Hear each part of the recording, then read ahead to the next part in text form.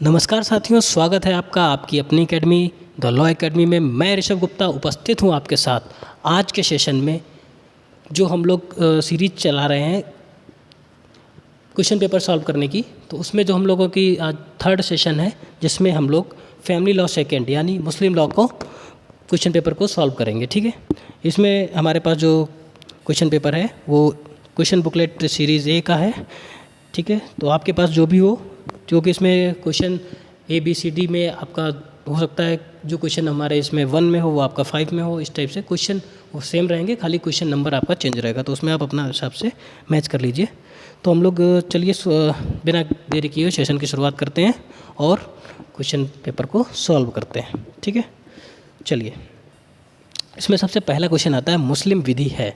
तो इसमें ऑप्शन है व्यक्तिगत विधि, पब्लिक विधि, आपराधिक विधि और वाणिज्यिक विधि। तो इसमें ऑप्शन आपका ए राइट है, व्यक्तिगत विधि है, मुस्लिम विधि व्यक्तिगत विधि है। दूसरा, व्यक्तिगत विधि एक सिविल विधि है जो विनियमित करती है व्यक्तिगत मामलों को, वैवाहिक मामलों को, संरक्षकता संबंधी मामलों को। तो उपरोक्त सभी ऑप्शन सही है, इसमें ऑप्शन डी इज राइट। ठीक है, नेक्स्ट, मुसलमान कौन है? मुसलमान कौन है? एक व्यक्ति जिसका धर्म इस्लाम है, जिसने अल्लाह पर विश्वास किया है, जो रसूल पर विश्वास करता है। उपरोक्त सभी, यानी इसका ऑप्शन डी आपका राइट है। ठीक है, उपरोक्त सभी। नेक्स्ट क्वेश्चन, क्वेश्चन नंबर 4, न्यायालय के अनुसार एक व्यक्ति मुस्लिम हो सकता है जन्मतः संपरिवर्तन द्वारा। तो ए बी दोनों, ऑप्शन सी इज राइट। ठीक है, मुस्लिम विधि का आधार है अल कुरान, इसका जो कुरान है वो आधार है इसका। नेक्स्ट, क्वेश्चन नंबर 6, निम्नलिखित में से कौन इस्लाम में विश्वास रखने वालों के लिए धर्मादेश है? कलमा, ज़कात, हज, ये सभी हैं। ठीक है, option D is right. Next question, शरीयत के तहत मजहबी अहकाम है, महजवी अहकाम, महजवी अहकाम जो है, फ़र्द, मंदूब, जायज़, ये सभी हैं। ठीक है, फ़िक्र से अभिप्राय, विधि का ज्ञान, अधिकारों का ज्ञान, दायित्व का ज्ञान, ये सभी हैं। ठीक है, नेक्स्ट क्वेश्चन, इस्लाम में संपरिवर्तन का प्रभाव क्या होगा? तो ये ए बी दोनों होगा। पूर्व धर्म के स्थान पर इस्लाम धर्म प्रत्यावर्तित हो जाएगा और अधिकार परिस्थिति बदल जाएगी। ठीक है, शरीयत अधिनियम 1937 के पूर्व में कौन से मुस्लिम धर्मानुयायी थे जो हिंदू विधि के विरासत एवं उत्तराधिकारी से शासित होते थे? इसको थोड़ा कंफ्यूज हैं, देख लेंगे इसको बाद में। ठीक है, इसमें आई थिंक उपरोक्त सभी ही होंगे। ठीक है, नेक्स्ट क्वेश्चन पे हम लोग आते हैं। क्या भारत में स्वधर्म त्याग स्वीकार्य है? बिल्कुल, स्वधर्म त्याग कर सकते हैं आप। ठीक है, तो ऑप्शन ए इज राइट। स्वधर्म त्याग का प्रभाव क्या होता है? तत्कालिक प्रभाव भी होता है, भूतलक्षी प्रभाव भी होता है। आई थिंक इसमें दोनों ही ठीक होगा। ठीक है, इस्लामिक विधि शास्त्र का केंद्र मक्का और मदीना था। ठीक है, नेक्स्ट, ऐसे मुस्लिम जो पैगंबर साहब के उत्तराधिकारी के निर्वाचन के सिद्धांत से सहमत नहीं थे।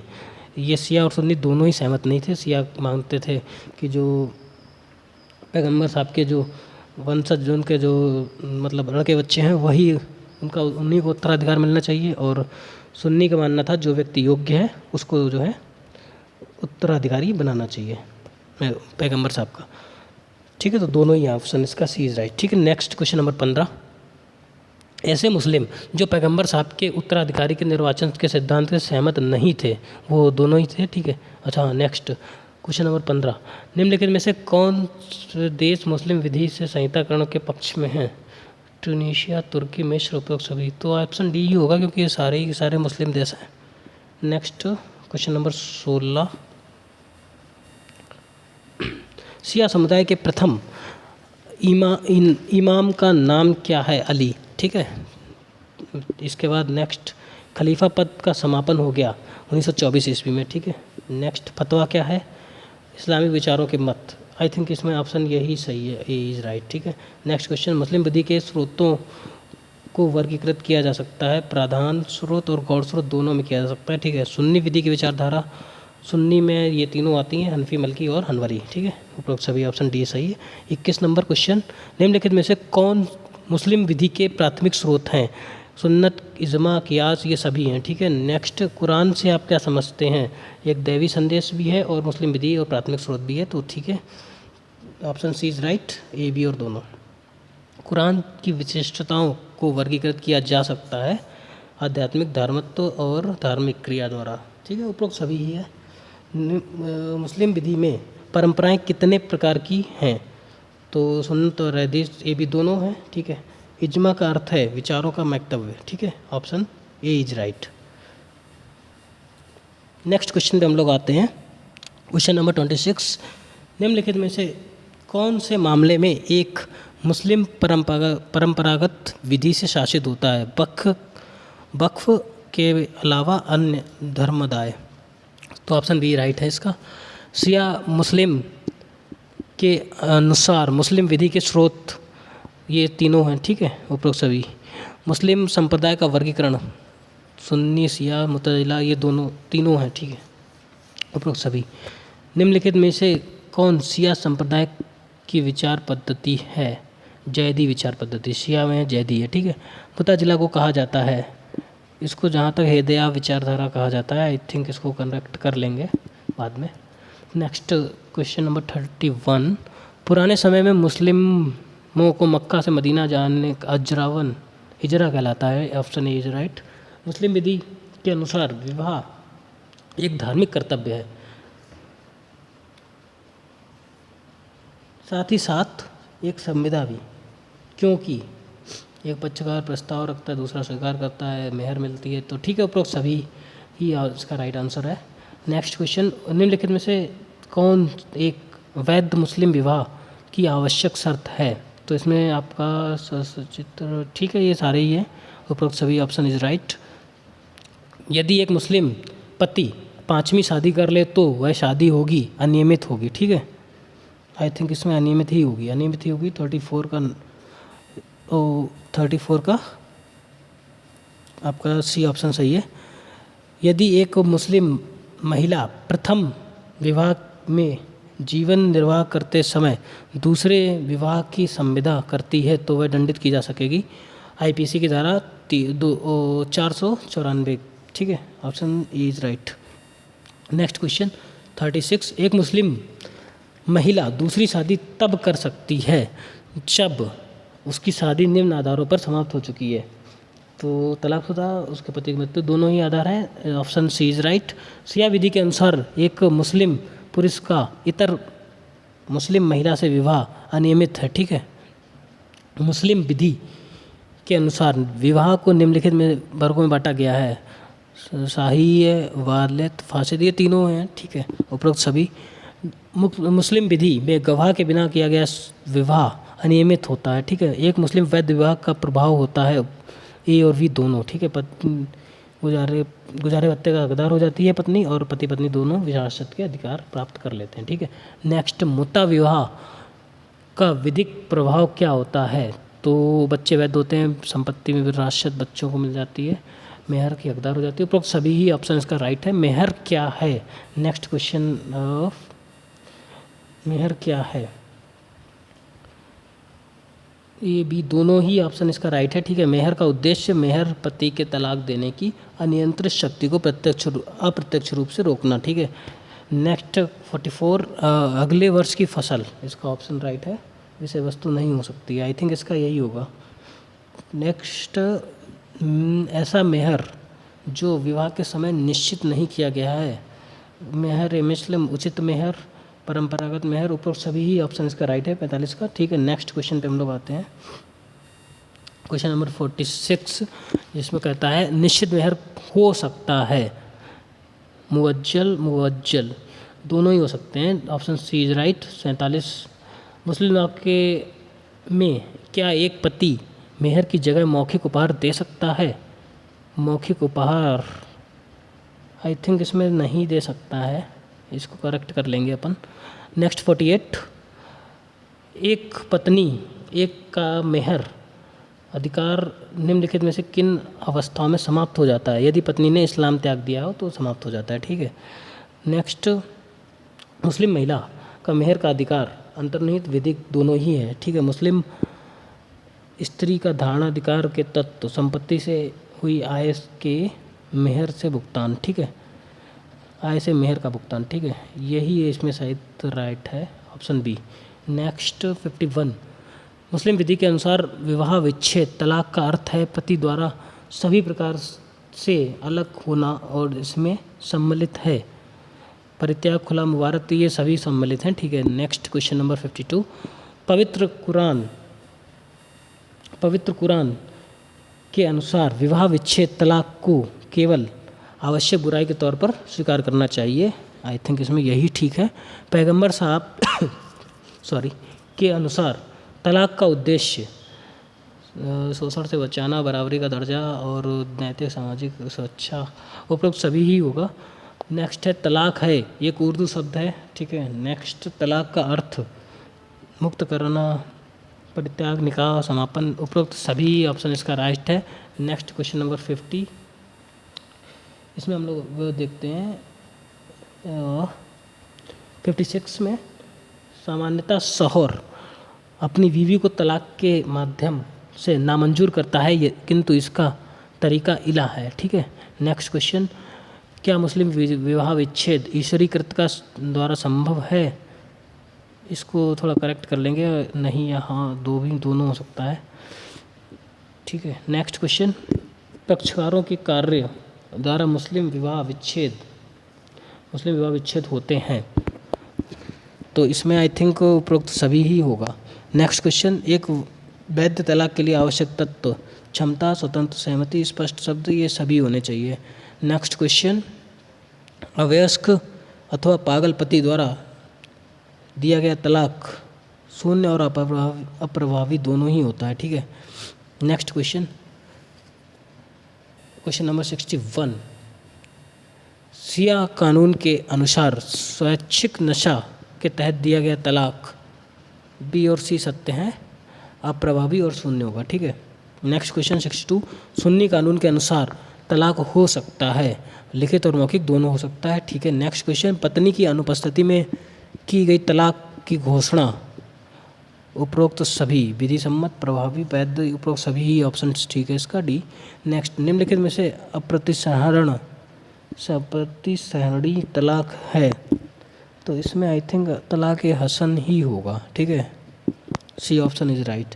नेक्स्ट क्वेश्चन, निम्नलिखित में से कौन सर्वश्रेष्ठ तलाक अहसन सर्वश्रेष्ठ तलाक है, ठीक है। नेक्स्ट क्वेश्चन 66 में हम लोग आते हैं, इसमें है फस्क से आप क्या समझते हैं? न्यायिक तलाक, काजी द्वारा विवाह विच्छेद, ये भी दोनों, तो यही ऑप्शन सही है, ये भी दोनों ही हैं। आपसी सहमति से तलाक क्या है? एबा, मुबारत और खुला, ये भी दोनों ही है, ठीक है। नेक्स्ट, क्या एक मुस्लिम शौहर अपनी बीवी को तलाक देने के अधिकार का प्रत्यायोजन किसी अन्य व्यक्ति को कर सकता है? यदि हाँ, तो किस अधिकार को क्या कहा जाता है? तलाक ए तफवीज कहा जाता है, ठीक है, ऑप्शन ए इज राइट। निम्नलिखित में से कौन सा अधिनियम मुस्लिम पत्नी के वैवाहिक उपचारों के संदर्भ में प्रमुख विधि माना जाता है? तो मुस्लिम विवाह विच्छेद अधिनियम 1939 ही माना जाता है, ठीक है। नेक्स्ट है 70वां क्वेश्चन, मुस्लिम विवाह विच्छेद अधिनियम 1939 के अंतर्गत एक पत्नी को तलाक की डिग्री प्राप्त करने हेतु क्या आधार है? तो 7 वर्षों से जेल में, 2 वर्षों से असफल है भरण पोषण में और 4 वर्षों से लापता, ये सभी ही हैं, तो डी ऑप्शन इज राइट, उपरोक्त सभी। नेक्स्ट क्वेश्चन 71, धर्म परिवर्तित मुस्लिम पत्नी द्वारा धर्म परित्याग का परिणाम होगा, इसका परिणाम होगा तत्काल विवाह विघटन, ठीक है। भरण पोषण का क्या अर्थ है? तो जीवन के लिए भोजन, निवास स्थान, वस्त्र, ये सभी ही हैं, ठीक है, option D is right. Next question 73, मुस्लिम विधि के अनुसार भरण पोषण का अर्थ है नफकहा, यही है भरण पोषण में आता है, ठीक है, ऑप्शन बी इज राइट। निम्न आधारों पर भरण पोषण का अधिकारी, रक्त संबंध, विवाह, ये दोनों ही आते हैं, ऑप्शन ए बी, ठीक है। नेक्स्ट क्वेश्चन, मुस्लिम विधि के अनुसार निम्नलिखित में से कौन से व्यक्ति भरण पोषण के अधिकारी हैं? तो ये सभी हैं, बीवी और पौत्र पौत्री, अन्य संबंधी, तो option D is right. Next question पे हम लोग आते हैं 76 पे, मुस्लिम विधि के अनुसार एक पत्नी का पति द्वारा भरण पोषण का अधिकार पूर्ण अधिकार होता है, ठीक है। यदि विवाह सॉरी शून्य, बातिल अथवा अनियमित फासिद है तो पति का पत्नी के भरण पोषण का दायित्व होता है, ठीक है। Option A is right. मुस्लिम पत्नी का भरण पोषण का अधिकार शासित होता है। Option C is right, A और बी दोनों, ठीक है। 79 पे आते हैं। भारतीय दंड संहिता के निम्नलिखित में कौन सी धारा एक मुस्लिम उपेक्षित महिला यानी उपेक्षित पत्नी के भरण पोषण की व्याख्या करता है? तो इसमें से कोई नहीं है। Option D is right. Next question number 80। एक पत्नी को धारा 125 अपराध प्रक्रिया संहिता के अधीन उपलब्ध विधिक उपचार, आई थिंक इसमें तुरंत सारे ही होंगे। Option D is right I think, ठीक है। नेक्स्ट क्वेश्चन 81 पे आते हैं हम लोग।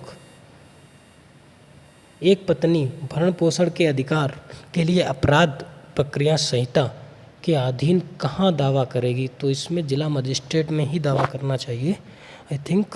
नेक्स्ट 82। भारतीय दंड प्रक्रिया संहिता 1973 की धारा 125 लागू होती है, भारत के सभी लोगों पर लागू होती है, ठीक है। सॉरी, अपराध प्रक्रिया संहिता के तहत एक तलाकशुदा मुस्लिम महिला के भरण पोषण के अधिकार रद्द हो जाते हैं। तो ये सारे ही जो अधिकार है रद्द हो जाते हैं, उपरोक्त सभी। Option D is right. 84 में आते हैं। निम्नलिखित में से किस मामले में भारतीय उच्चतम न्यायालय ने सीआरपीसी की धारा 125 को गैर इस्लामिक नहीं माना? तो मोहम्मद अहमद खान बनाम शाह बानो बेगम में जो है इसको गैर इस्लामिक नहीं माना, ठीक है। Next question 85।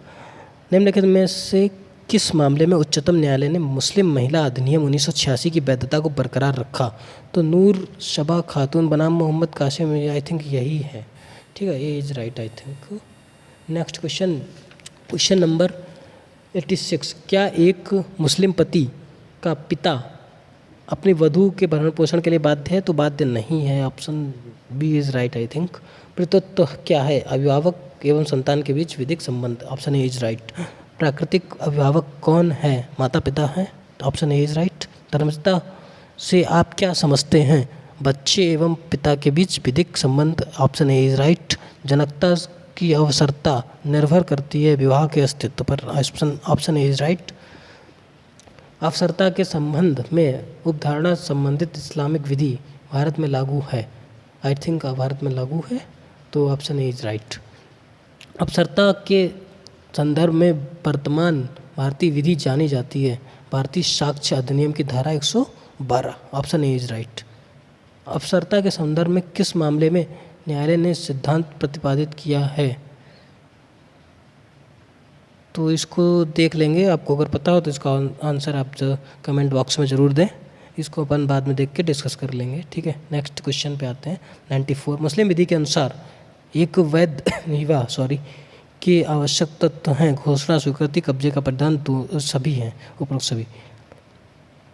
निम्नलिखित में से कौन अप्रतिसरणीय हिबा के उदाहरण हैं? दादा की मृत्यु, पत्नी को दिया गया हिबा, संपत्ति नष्ट हुई। आई थिंक इसमें सभी ही हैं। Option D is right. Next question पे हम लोग आते हैं